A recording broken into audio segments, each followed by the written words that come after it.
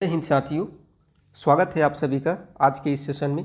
तो आज के इस क्लास में हम लोग करेंगे सिंधु घाटी सभ्यता से जितने भी महत्वपूर्ण प्रश्न बनते हैं जो कि बहुत बार एग्जाम्स में पूछे जा चुके हैं और आपके आने वाले सभी प्रतियोगी परीक्षाओं के लिए भी बेहद ही उपयोगी है। तो वे सभी प्रश्नों को हम लोग करेंगे और जितने भी प्रश्न होंगे उसको पूरा एक्सप्लेनेशन के साथ हम लोग पढ़ेंगे ताकि जो भी कॉन्सेप्ट हम लोग पढ़े हुए हैं वो सारा एक बार पुनः रिवाइज हो जाए।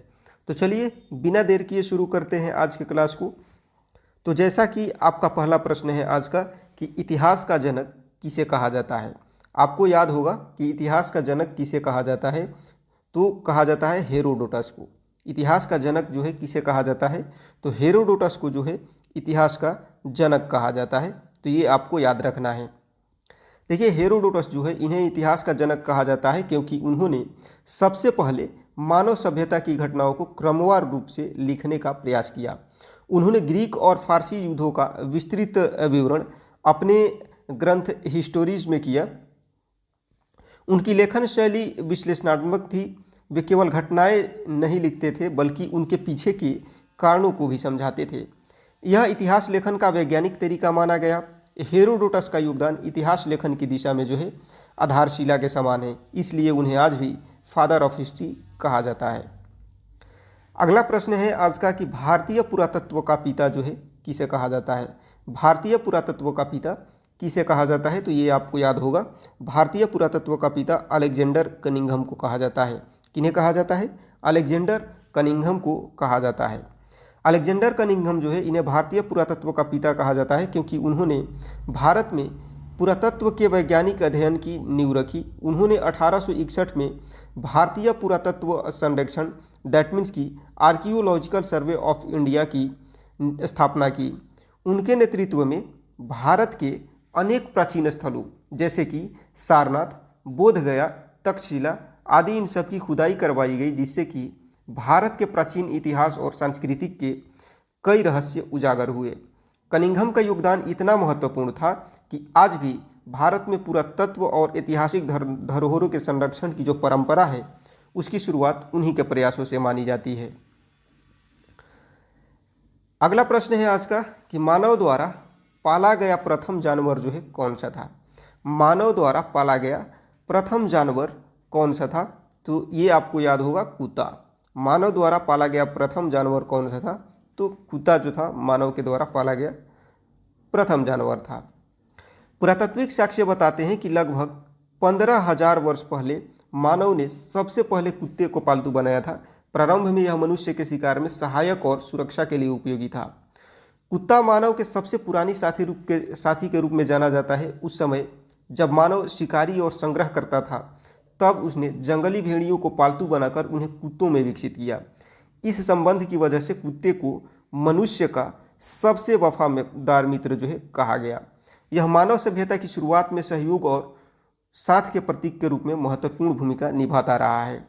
नेक्स्ट प्रश्न है कि किस काल को माइक्रोलिथ कहा जाता है। माइक्रोलिथिक, किस काल को जो है माइक्रोलिथिक कहा जाता है, तो ये आपको याद होगा कि मध्य पाषाण काल को जो है माइक्रोलिथिक कहा जाता है। और क्यों कहा जाता है, तो मध्य पाषाण काल को जो है माइक्रोलिथिक काल इसलिए कहा जाता है क्योंकि इस समय के लोग जो है बहुत छोटे और बारीक पत्थरों के औजार जो है बनाते थे।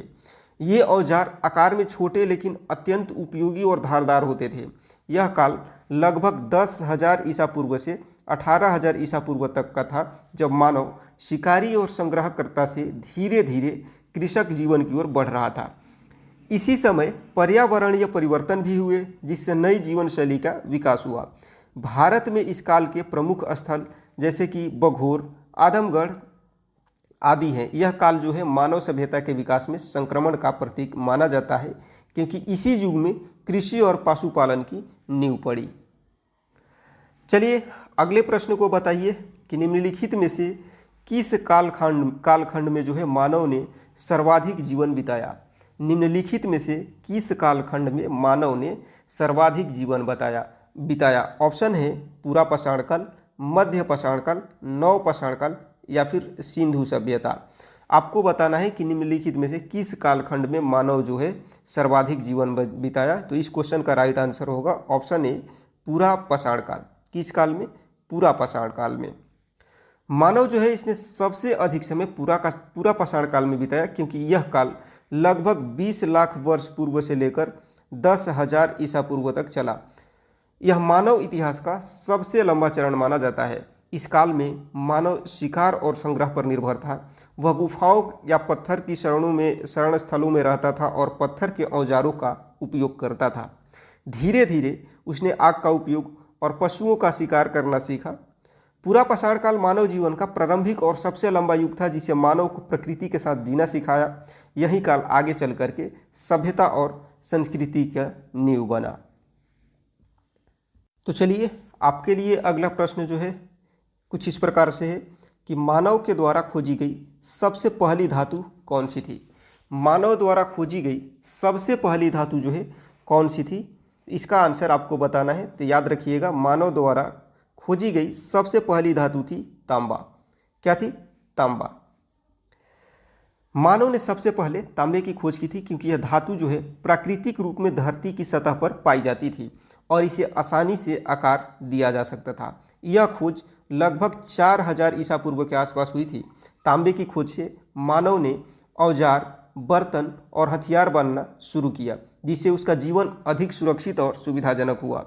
यही काल ताम्र पाषाण युग कहलाया, जो पत्थर युग और कांस्य युग के बीच का संक्रमण काल था।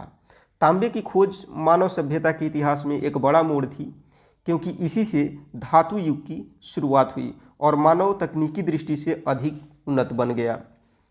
नेक्स्ट प्रश्न की बात करते हैं, तो आग का आविष्कार किस काल में हुआ था? देखिए कैसे आग जला रहा है। ठीक है, तो आग का आविष्कार जो है किस काल में हुआ था, आपको ये बताना है। तो ये आपको याद रखना है, पूरा पाषाण काल में जो है आग का आविष्कार हो गया था। किस काल में? पूरा पाषाण काल में ही आग का आविष्कार जो है हो गया था। आग का आविष्कार जो है मानव इतिहास की सबसे महत्वपूर्ण खोजों में से एक थी और यह पूरा पाषाण काल में हुआ था। मानव ने पत्थरों को आपस में रगड़कर या टकराकर चिंगारी उत्पन्न करना सीखा, जिससे आग की खोज संभव हुई। आग के आविष्कार से मानव जीवन में बड़ा परिवर्तन आया। उसने भोजन को पकाना सीखा, जिससे भोजन अधिक स्वादिष्ट और पचने योग्य बना। साथ ही आग ने उसे ठंड और जंगली जानवरों से सुरक्षा भी प्रदान की। यह खोज केवल जीवित रहने का साधन नहीं थी, बल्कि मानव सभ्यता की प्रगति का प्रतीक बनी। आग के प्रयोग ने सामाजिक जीवन, खान पान और संस्कृति को नया स्वरूप दिया, जिससे मानव विकास का मार्ग प्रशस्त हुआ। दोस्तों, क्लास कैसा लग रहा है? उम्मीद करता हूँ कि आपको बहुत अच्छा लग रहा होगा, क्योंकि प्रश्न तो एक बहाना है और प्रश्न के माध्यम से हम लोग इस सभ्यता को, पूरा पाषाण काल को हम लोग बहुत अच्छे तरीके से प्राचीन भारत को पढ़ रहे हैं।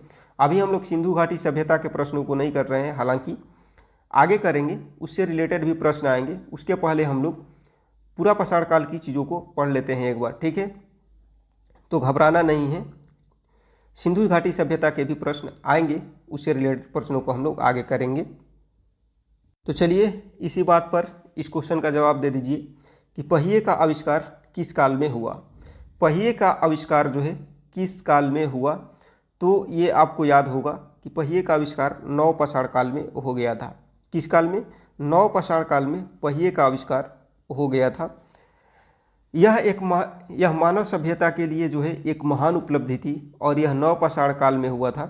इस काल में मानव ने कृषि, पशुपालन और मिट्टी के बर्तनों का निर्माण शुरू किया, जिसके साथ परिवहन की आवश्यकता भी महसूस हुई। पहिए के आविष्कार ने मानव जीवन में क्रांतिकारी परिवर्तन किया। इससे न केवल सामान ढोना आसान हुआ, बल्कि मिट्टी के बर्तन बनाने में भी इसका प्रयोग होने लगा। यह तकनीकी प्रगति का प्रारंभिक संकेत था, जिससे मानव को आधुनिक युग की दिशा में अग्रसर किया। दोस्तों, पुरातात्विक साक्ष्यों के अनुसार मेसोपोटामिया यानी कि इराक और सिंधु घाटी सभ्यता के पहिए के प्रारंभिक रूप के प्रमाण मिले हैं। नव पाषाण काल में इसका उपयोग बैलगाड़ियों और मिट्टी के बर्तनों के में घूमने वाले चाक के रूप में किया जाता था। चलिए अगले प्रश्न की बात करते हैं। तो अगला प्रश्न है कि कहाँ पर मानव गड्ढे खोद करके निवास करता था? कहाँ पर मानव जो है गड्ढे खोद करके निवास करता था? तो ये आपको याद रखना है, बुर्ज होम में। कहाँ पर? बुर्ज होम में जो है मानव गड्ढे खोद करके निवास करता था। मानव ने गड्ढे खोद करके निवास करना बुर्ज होम नामक स्थल पर जो है शुरू किया, जो वर्तमान में जम्मू कश्मीर के निकट श्रीनगर में स्थित है। यह स्थल नवपाषाण कालीन काल का है। बुर्ज होम की खुदाई में गड्ढे जैसे घरों के अवशेष मिले हैं, जिन्हें पीट ड्वेलिंग्स कहा जाता है। क्या बोला जाता है? पीट ड्वेलिंग्स बोला जाता है। यह घर जो है ठंड से बचने के लिए ज़मीन के अंदर बनाए जाते थे। यहाँ पत्थर के औजार, मृदभांड, हड्डी के उपकरण और अग्निकुंड के निशान भी पाए गए हैं। यह खोज इस बात का प्रमाण है कि उस समय के लोग अपने वातावरण के अनुसार जीवन यापन के तरीके खोजते थे। बुर्ज होम स्थल भारतीय उपमहाद्वीप के प्राचीन मानव निवास के विकास का एक महत्वपूर्ण केंद्र माना जाता है। अगले प्रश्न की बात करते हैं तो भीमबेटका की गुफाएं किसके लिए प्रसिद्ध है? आपको बताना है कि भीमबेटका की गुफाएं जो है किसके लिए प्रसिद्ध है। तो ये आपको याद होगा, गुफाओं के शैल चित्र के लिए। किसके लिए प्रसिद्ध है? गुफाओं के शैल चित्र के लिए प्रसिद्ध है भीमबेटका की गुफाएं। मध्य प्रदेश के रायसेन जिले में स्थित भीमबेटका की गुफाएं जो है अपने प्रागैतिहासिक शैल चित्रों के लिए जो है विश्व प्रसिद्ध है। यह स्थल पुरापाषाण, मध्यपाषाण और नवपाषाण काल के तीनों युगों के मानव जीवन के प्रमाण प्रस्तुत करता है। भीमबेटका की लगभग 700 गुफाओं में शैल चित्र मिले हैं, जिनमें जानवरों का शिकार, नृत्य, युद्ध और दैनिक जीवन की झलकियां अंकित है।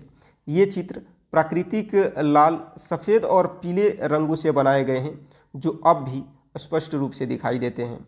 यूनेस्को ने 2003 में भीमबेटका को विश्व धरोहर स्थल यानी कि वर्ल्ड हेरिटेज साइट घोषित किया। यह स्थान मानव सभ्यता की संस्कृति और कलात्मक यात्रा का सजीव प्रमाण है और इसे भारत की सबसे पुरानी कला दीर्घा भी कहा जाता है। चलो भाई, अगले प्रश्न को बना लो। तो ये प्रश्न है कि भारतीय उपमहाद्वीप में कृषि के प्राचीनतम साक्ष्य प्राप्त हुए हैं कहाँ पर? भारतीय उपमहाद्वीप में कृषि के प्राचीनतम साक्ष्य जो है कहाँ पे प्राप्त हुए हैं? तो ये आपको याद होगा कि ये प्राप्त हुए हैं मेहरगढ़ से। कहाँ से?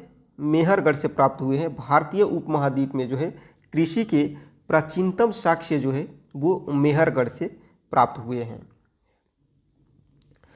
मेहरगढ़ जो है इस स्थल से प्राप्त हुए हैं, जो वर्तमान में पाकिस्तान के बलूचिस्तान प्रांत में स्थित है मेहरगढ़। यह स्थल विश्व की सबसे पुरानी कृषि और पशुपालन संस्कृतियों में से एक माना जाता है। मेहरगढ़ की खुदाई में गेहूं, जौ के दाने और पालतू पशुओं की हड्डियां मिली है। यहाँ के लोग जो है मिट्टी के बर्तनों, धातु और पत्थर के औजारों का प्रयोग करते थे, जो एक विकसित कृषि समाज का संकेत है। यह स्थल लगभग 7000 ईसा पूर्व का है और इसे सिंधु घाटी सभ्यता का प्रारंभिक चरण जो है माना जाता है। मेहरगढ़ की खोज से यह सिद्ध होता है कि भारतीय उपमहाद्वीप में कृषि का विकास स्वतंत्र रूप से और बहुत प्राचीन काल में हुआ था। अगला प्रश्न है कि निम्नलिखित में से किसे चालकोलिथिक युग भी कहा जाता है? निम्नलिखित में से किसे चालकोलिथिक युग भी कहा जाता है? तो इसको याद रखना, ताम्रपाषाण काल युग, ताम्रपाषाण युग को चालकोलिथिक युग भी कहा जाता है। ताम्रपाषाण युग जो है इसको ही चालकोलिथिक युग कहा जाता है। इस काल में मानव ने सबसे पहले धातु तांबा का प्रयोग करना शुरू किया, जबकि अभी भी पत्थर के औजारों का उपयोग जारी था। इसलिए इस युग को पत्थर और तांबे का मिश्रित युग कहा जाता है। यह युग भारत में लगभग 3000 ईसा पूर्व से 1000 ईसा पूर्व तक माना जाता है और इस काल के लोग कृषि, पशुपालन, मिट्टी के बर्तन बनाना और धातु के औजार तैयार करना जानते थे। वे गांवों में रहते थे और धीरे धीरे संगठित समाज की ओर बढ़ रहे थे। भारत में ताम्रपाषाण युग के प्रमुख स्थल राजस्थान, मध्य प्रदेश और गणेश्वर राजस्थान और जोरवे महाराष्ट्र है। इस युग ने मानव सभ्यता को नवपाषाण काल से धातु युग की ओर अग्रसर किया। अगला प्रश्न है कि हड़प्पा सभ्यता का सर्वाधिक मान्यता प्राप्त काल कौन सा है? हड़प्पा सभ्यता का सर्वाधिक मान्यता प्राप्त काल जो है कौन सा है? तो इसको याद रखिएगा, ये 2500 ईसा पूर्व से 1750 ईसा पूर्व तक जो है इसका सर्वाधिक मान्यता प्राप्त काल है। हड़प्पा सभ्यता जो है यानी कि इसी को बोला जाता है सिंधु घाटी की सभ्यता। इसका सर्वाधिक मान्यता प्राप्त काल जो है 2500 ईसा पूर्व से 1750 ईसा पूर्व माना जाता है। इस अवधि में यह सभ्यता अपने चरम उत्कर्ष पर थी और इसके प्रमुख नगर हड़प्पा, मोहनजोदड़ो, लोथल, कालीबंगा, धौलावीरा आदि अत्यंत जो है विकसित थे। मकान, मुद्रा प्रणाली और व्यापारिक संपर्क जैसी विशेषताएं यहाँ पर देखने को मिलती है, जैसे कि नगर नियोजन, जल निकासी व्यवस्था, पक्की ईंटों से बने जो है ये सारी चीज़ें यहाँ पे देखने को मिलती है। उस समय की दुनिया की सबसे उन्नत शहरी सभ्यताओं में से ये सभ्यता एक थी। हालांकि सभ्यता की उत्पत्ति 3300 ईसा पूर्व के आसपास और पतन 1500 ईसा पूर्व तक माना जाता है, परंतु अधिकांश इतिहासकार इस अवधि को 2500 से 1750 ईसा पूर्व को इसका सुनहरा काल और परिपक्व अवस्था मानते हैं। चलो इस प्रश्न का जवाब दे दो। सिंधु घाटी सभ्यता में घोड़े के अवशेष जो है कहाँ मिलते हैं? सिंधु घाटी सभ्यता में घोड़े के अवशेष जो है कहाँ पे मिलते हैं? तो याद रखना, सिंधु घाटी सभ्यता में घोड़े के अवशेष जो है सुरकोटदा से मिले हैं। कहाँ से? सुरकोटदा से जो है मिले हैं घोड़े के अवशेष। घोड़े के अवशेष जो है सिंधु घाटी सभ्यता में सुरकोटदा से प्राप्त हुए हैं। यह स्थल जो है गुजरात राज्य के कच्छ क्षेत्र में स्थित है और 1964 में यहाँ खुदाई की गई थी। सुरकोटदा की खुदाई में घोड़े की हड्डियाँ और दांत मिले हैं। क्या मिले हैं? घोड़े की हड्डियाँ और दांत, जिन्हें कार्बन डेटिंग के द्वारा प्रमाणित किया गया है। यह खोज अत्यंत महत्वपूर्ण है क्योंकि सिंधु सभ्यता में घोड़े की उपस्थिति पहले संदिग्ध मानी जाती थी। इन अवशेषों से यह संकेत मिलता है कि हड़प्पावासी संभवतः घोड़े को जानते थे और उसका उपयोग परिवहन या युद्ध में करते थे। सुरकोटदा की यह खोज सिंधु घाटी सभ्यता की सांस्कृतिक विविधता और उन्नत पशुपालन प्रणाली को दर्शाती है। आज का अगला प्रश्न है कि सिंधु घाटी स्थल जो है, सिंधु घाटी स्थल कालीबंगा जो है किस प्रदेश में है? कालीबंगा किस प्रदेश में है? तो इसको याद रखना भाई, ये है राजस्थान में। कहाँ पर? राजस्थान में है कालीबंगा। कालीबंगा जो है सिंधु घाटी सभ्यता की एक प्रमुख स्थल है जो कि राजस्थान के हनुमानगढ़ जिले में घग्गर नदी के किनारे स्थित है। यह स्थल सिंधु सभ्यता की परिपक्व और उत्तर हड़प्पा दोनों अवस्थाओं के साक्ष्य प्रस्तुत करता है। कालीबंगा की खुदाई से पक्की ईंटों के मकान, विकसित जल और निकासी प्रणाली, मिट्टी के बर्तन, अग्निकुंड और कृषि के अवशेष मिले हैं। यहाँ हलों के निशान जो है मिलने से यह सिद्ध हुआ कि हड़प्पावासी जो है कृषि में भी उन्नत थे। इस स्थल की खोज 1953 में की गई।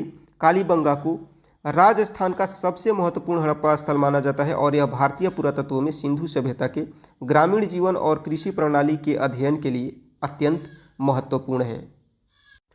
नेक्स्ट प्रश्न है कि सिंधु घाटी सभ्यता के लोगों का मुख्य व्यवसाय क्या था? सिंधु घाटी सभ्यता के लोगों का जो है मुख्य व्यवसाय क्या था? तो ये याद रखना, सिंधु घाटी के सभ्यता के लोगों का जो है मुख्य व्यवसाय था व्यापार। क्या था? उनका मुख्य व्यवसाय व्यापार था। ये व्यापार करते थे। उनके नगरों में मिले मोहरे, तौल तराजू, माप के पत्थर और गोदाम यह सिद्ध करते हैं कि वे अत्यंत संगठित व्यापारी थे। हड़प्पावासी न केवल भारत के भीतर बल्कि मेसोपोटामिया, फारस और खाड़ी देशों के साथ भी व्यापार करते थे। वे कपास, धातुएं, मिट्टी के बर्तन, मनके और कीमती पत्थरों का निर्यात करते थे, जबकि बदले में टीन, तांबा और चांदी जैसी वस्तुएं आयात करते थे। कृषि, पशुपालन और शिल्पकला भी उनके जीवन का हिस्सा थे, लेकिन आर्थिक समृद्धि का सबसे प्रमुख आधार व्यापार ही था। यही कारण है कि सिंधु सभ्यता को प्राचीन विश्व की व्यावसायिक सभ्यता कहा जाता है। नेक्स्ट प्रश्न है कि हड़प्पा सभ्यता के निवासी थे। हड़प्पा सभ्यता के निवासी थे, ऑप्शन है ग्रामीण, शहरी, यायावर या खानाबदोश या फिर जनजातीय। तो याद रखना, हड़प्पा सभ्यता के निवासी शहरी थे। कैसे थे? शहरी थे। हड़प्पा सभ्यता जो है यहाँ के लोग शहरी थे। यह सभ्यता विश्व की सबसे प्राचीन नगरीय सभ्यताओं में से एक मानी जाती है। इसके प्रमुख नगर है हड़प्पा, मोहनजोदड़ो, लोथल, कालीबंगा और धौलावीरा अत्यंत योजनाबद्ध और सुव्यवस्थित थे। इन नगरों में चौड़ी सड़कों, जल निकासी की उन्नत प्रणाली, पक्की ईंटों के मकान, सार्वजनिक स्नानागार, गोदाम और नालियों का सुव्यवस्थित जाल पाया गया। इससे स्पष्ट होता है कि हड़प्पा वासी उच्च स्तरीय शहरी योजना और प्रशासनिक व्यवस्था से परिचित थे। उनकी जीवन शैली, व्यापारिक संगठन और वास्तुकला और नगर नियोजन इस बात का प्रमाण है कि यह सभ्यता पूर्ण रूप से शहरी संस्कृति पर आधारित थी। इसलिए हड़प्पा सभ्यता को भारत का प्रथम शहरी सभ्यता यानी कि first urban civilisation of India कहा जाता है। हड़प्पावासी किस वस्तु के उत्पादन में सर्वप्रथम थे? हड़प्पावासी जो है किस वस्तु के उत्पादन में सर्वप्रथम थे? तो याद रखना, कपास के उत्पादन में ये सर्वप्रथम थे, अग्रणी थे। हड़प्पावासी विश्व के में सबसे पहले कपास के उत्पादन और उपयोग में अग्रणी थे। मोहनजोदड़ो और हड़प्पा की खुदाई में कपास के तंतु और सूत काटने के तकुए मिले हैं, जिससे यह स्पष्ट होता है कि वे वस्त्र निर्माण में निपुण थे। ग्रीक इतिहासकार हेरोडोटस ने उल्लेख किया है कि भारतवासी पेड़ों से ऊन जैसी वस्तु प्राप्त करते थे। यह स्पष्ट रूप से कपास के लिए कहा गया था। इससे सिद्ध होता है कि सिंधु सभ्यता के लोग कपास से वस्त्र बुनने की तकनीक से परिचित थे। यह खोज इस बात का प्रमाण है कि हड़प्पावासी न केवल कृषि में उन्नत थे, बल्कि वस्त्र उद्योग क्षेत्र में भी जो है विश्व में सबसे पहले कदम रखने वाले लोग थे। इसलिए उन्हें विश्व के प्रथम कपास उत्पादक यानी कि first cotton growers of the world कहा जाता है। अगले प्रश्न की बात करते हैं तो निम्नलिखित विद्वानों में से हड़प्पा सभ्यता का सर्वप्रथम खोजकर्ता कौन थे? हड़प्पा सभ्यता के सर्वप्रथम खोजकर्ता कौन थे? ऑप्शन है John Marshall, RD. Banerjee, Cunningham या फिर दयाराम साहनी। तो याद रखना, दयाराम साहनी जो थे हड़प्पा सभ्यता का सर्वप्रथम खोजकर्ता थे। यहीं वे भारतीय पुरातत्वविद थे जिन्होंने 1921 में 1921 में हड़प्पा स्थल की खुदाई की और सबसे पहले इस महान सभ्यता के अस्तित्व का पता लगाया। यही खोज आगे चल करके सिंधु घाटी सभ्यता या हड़प्पा सभ्यता के रूप में प्रसिद्ध हुई। उनकी खोज के एक वर्ष के बाद 1922 ईस्वी में आर.डी. बनर्जी ने मोहनजोदड़ो की खुदाई की, जिससे इस सभ्यता का विस्तार और स्पष्ट हो गया। इसके बाद सर जॉन मार्शल जो उस समय पुरातत्व विभाग के महानिदेशक थे, इन्होंने इन खोज को आधिकारिक स्तर से प्रकाशित किया।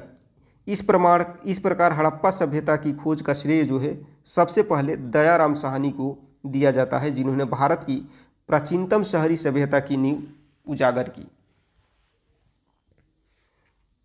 अगला प्रश्न है कि सिंधु सभ्यता का पतन नगर कौन सा था? पतन नगर बोले तो बंदरगाह। सिंधु सभ्यता का पतन नगर यानी कि बंदरगाह कौन सा था? तो ये था लोथल। कौन सा था? सिंधु सभ्यता का पतन नगर यानी कि बंदरगाह लोथल था।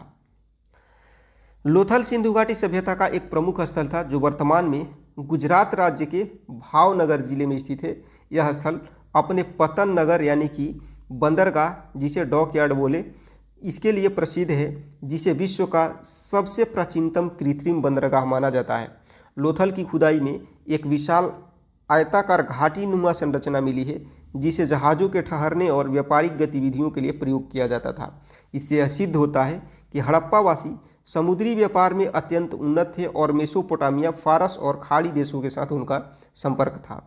यहाँ से तांबे के औजार, मन के, मिट्टी के खिलौने, तौल तराजू और मोहरें मिली है। इन साक्ष्यों से स्पष्ट होता है कि लोथल न केवल हड़प्पा सभ्यता का मुख्य व्यापारिक केंद्र था, बल्कि विश्व का सबसे पुराना समुद्री बंदरगाह भी था।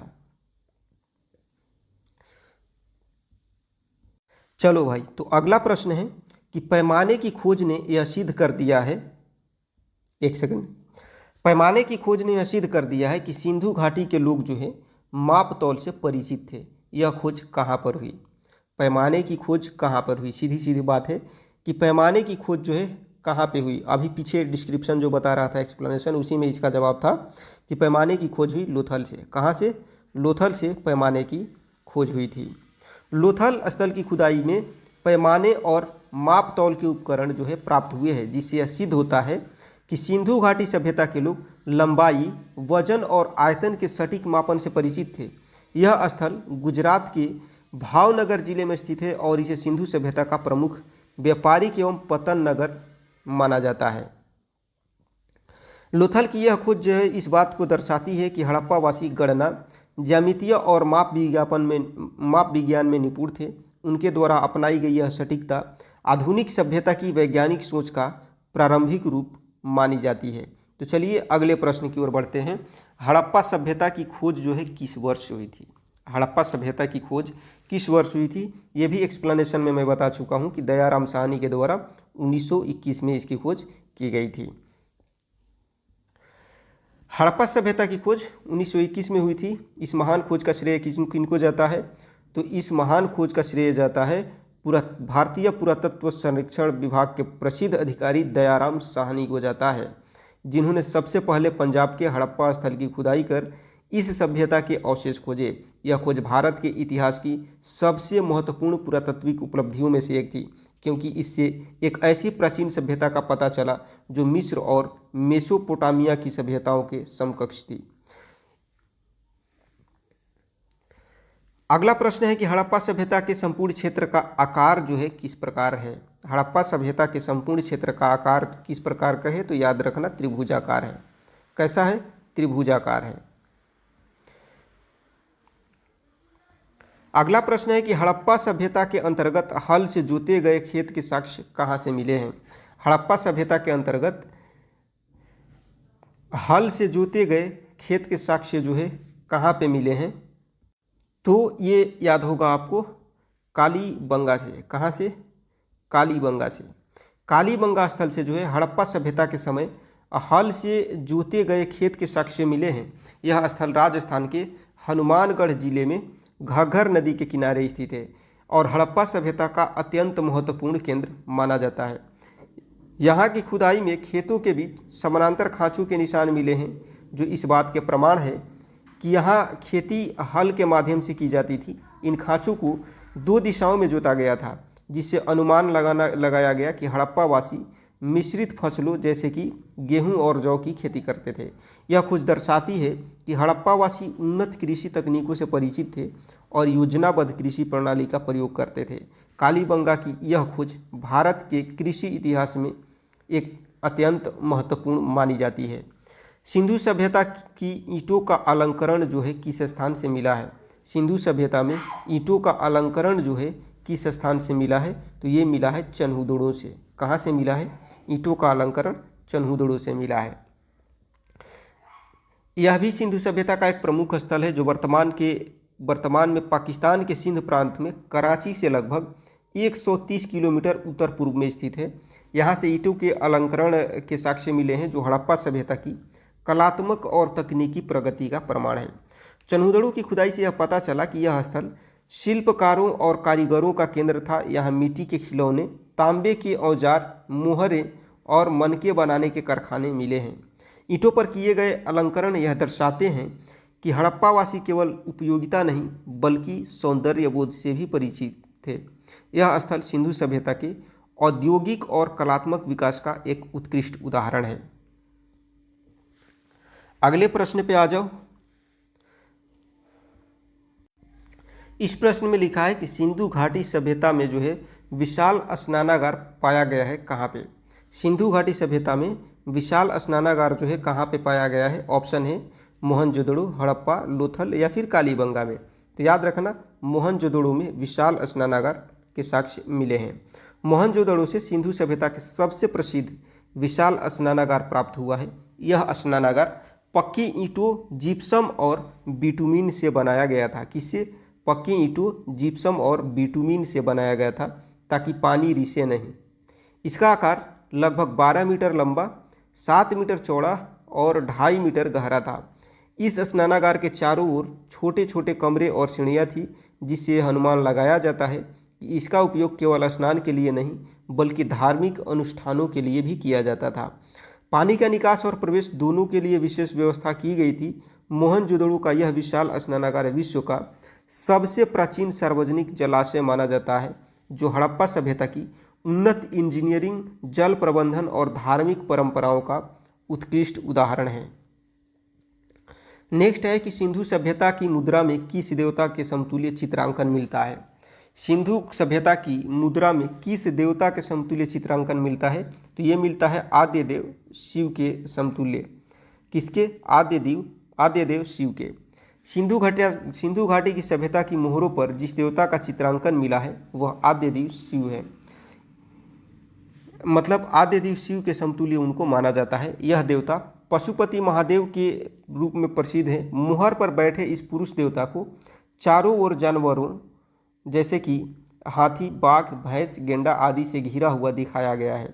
यह आकृति योग मुद्रा में दिखाई देती है, जो इस बात का संकेत है कि सिंधु सभ्यता के लोग ये योग, ध्यान और धार्मिक अनुष्ठानों से परिचित थे।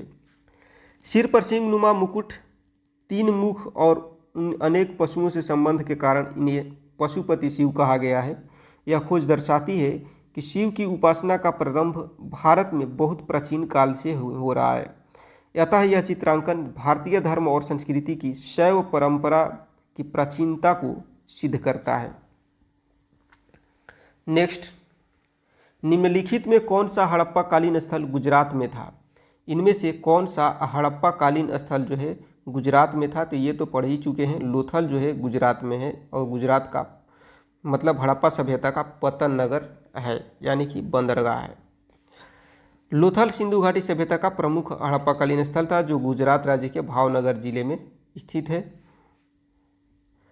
मोहनजोदड़ो का स्थानीय नाम क्या है? मोहनजोदड़ो का अर्थ होता है मृतकों का टीला, तो उसका स्थानीय नाम क्या है? मृतकों का टीला। इसकी खोज कब की गई थी? तो इसकी खोज 1922 में की गई थी। मोहनजोदड़ो जो है सिंधु नदी के तट पर पाकिस्तान के सिंध प्रांत के लरकाना जिले में स्थित है। यह हड़प्पा सभ्यता का सबसे विकसित और सुव्यवस्थित नगर माना जाता है। यहाँ से प्राप्त विशाल स्नानागार, जल निकासी व्यवस्था, पक्की ईंटों के मकान और प्रशासनिक भवन इस बात के प्रमाण है कि मोहनजोदड़ो उस समय का एक अत्यंत उन्नत नगरीय केंद्र था। अगले प्रश्न की बात करते हैं तो सिंधु स्थलों के उत्खनन से प्राप्त मुहरों पर निम्नलिखित में से किस पशु का सर्वाधिक उत्कीर्णन हुआ है? सिंधु स्थलों के उत्खनन से प्राप्त मुहरों पर निम्नलिखित में से किस पशु का सर्वाधिक उत्कीर्णन मिला है? तो ये शेर, घोड़ा, बैल या फिर हाथी। तो याद रखना भाई इसको, ऑप्शन सी जो है सही हो जाएगा, बैल। सिंधु घाटी सभ्यता जो है इसके विभिन्न स्थलों से प्राप्त जो मुद्राएं हैं, इस पर सबसे अधिक एक सींग वाले बैल का चित्र अंकित पाया गया है। इस सभ्यता का सबसे प्रमुख प्रतीक माना जाता है और संभवतः धार्मिक या सामाजिक पहचान का ये संकेत था। हड़प्पा, मोहनजोदड़ो, लोथल और बनावली जैसे स्थलों से हजारों मुहरें मिली है, जिन पर पशुओं के चित्र जैसे कि बैल, बाघ, हाथी, गैंडा, भैंस आदि अंकित है, लेकिन इनमें एक सींग वाला बैल सर्वाधिक सामान्य है। इन मुहरों का प्रयोग जो है वस्त्र या वस्तुओं पर छाप लगाने, व्यापारिक वस्तुओं की पहचान करने, संभवतः धार्मिक प्रतीक के रूप में भी किया जाता था। इससे स्पष्ट होता है कि बैल न केवल आर्थिक जीवन में बल्कि धार्मिक विश्वासों में भी महत्वपूर्ण भूमिका निभाता था। अगला प्रश्न है कि सिंधु घाटी सभ्यता जानी जाती है किस चीज़ के लिए? सिंधु घाटी सभ्यता जो है वो जानी जाती है अपने नगर नियोजन के लिए। किसके लिए? अपने नगर नियोजन के लिए जानी जाती है। देखो भाई, सिंधु घाटी सभ्यता अपने उत्कृष्ट नगर नियोजन के लिए प्रसिद्ध थी।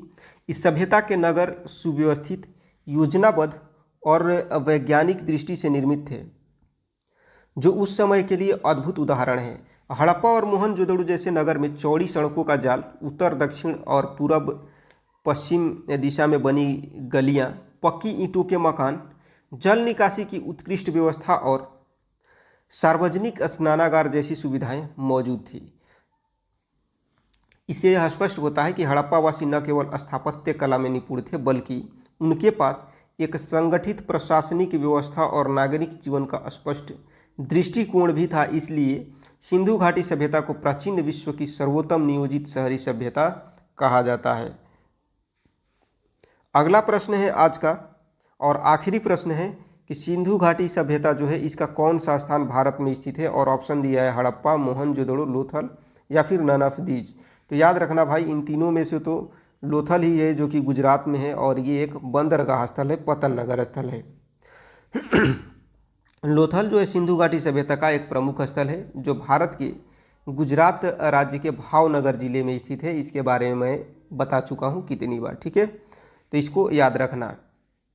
तो ये थे आज के प्रमुख सिंधु घाटी सभ्यता और प्राचीन इतिहास से जो है पूरा पाषाण काल से रिलेटेड प्रमुख प्रश्न, जो कि एग्ज़ाम के लिए बहुत ही इम्पोर्टेंट है और कितनी बार ये सारे प्रश्न जो है पूछे भी जा चुके हैं। तो उम्मीद करता हूँ क्लास अच्छा लगा होगा। लास्ट तक बने रहने के लिए बहुत बहुत आपका धन्यवाद। अच्छा लगा हो क्लास तो कमेंट सेक्शन में मेंशन ज़रूर करना भाई, और हेल्पफुल लगा हो तो अपने दोस्तों को भी शेयर करना। और यदि आपको लगता है कि हम आपके प्रतियोगी परीक्षा की तैयारी को और बेहतर बनाने का प्रयास कर सकते हैं तो चैनल को सब्सक्राइब करना नहीं भूलिएगा। क्या करना?